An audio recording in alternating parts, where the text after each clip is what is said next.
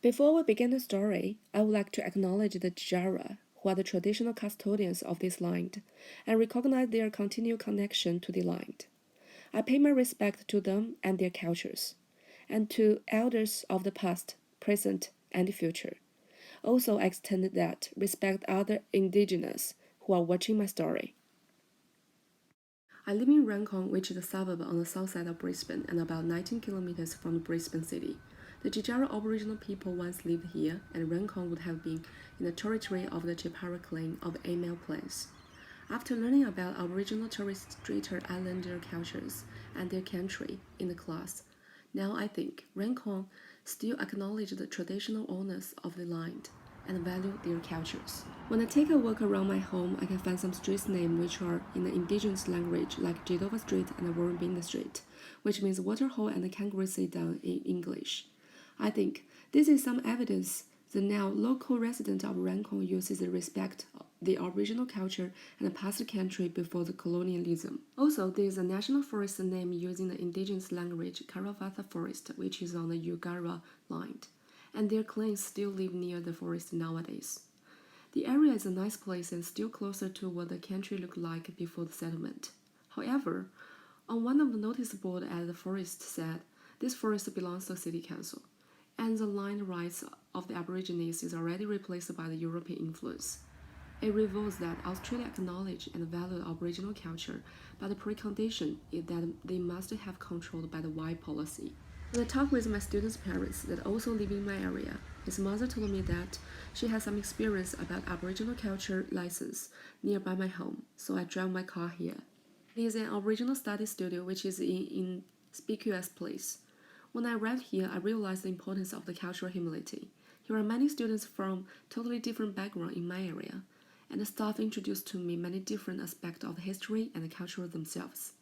You can see the totem, painting, food, and tools everywhere. It is quiet and peace, and here are like a promised land. But out of here, you can find nothing relevant outside. All of this knowledge back to my local shop, but it's really hard to find an example of the indigenous culture. There are many Chinese restaurants and Western shops. The traces of discrimination obviously existed here as well. For example, the dominant trade is entirely occupied by the Western culture, and the minority employees are also white person. From this area, people are not acknowledged the Aborigines. An example can be seen this local wall of the history with photo of the area. There is no reference to indigenous history and only one viewpoint. Although there are some places still keep the Aboriginal culture, it also under the European influence. They value the indigenous culture to some extent. After my short trip on my local area, I feel the degree to which I have engaged with the indigenous culture, and the country has been very little, but there are still small reminders of past and culture within my area. However, I had to look for them, and for average citizens who had not studied in this area, they might not notice at all. This is the case because I believe unless an issue touches our lives, we do not notice them and take it for granted. As an international student and Mandarin teacher, I would not normally be aware of these unique culture elements besides their type.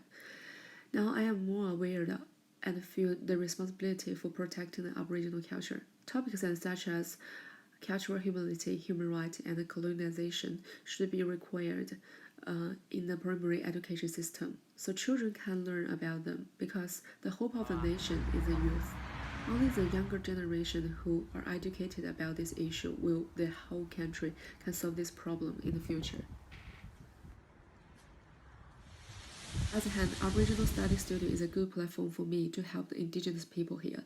Let more residents know this place and organize some Aborigines food festivals and music dance performance in this community. Then the residents can know their place more and the Aboriginal culture can continue shine as they have been always been.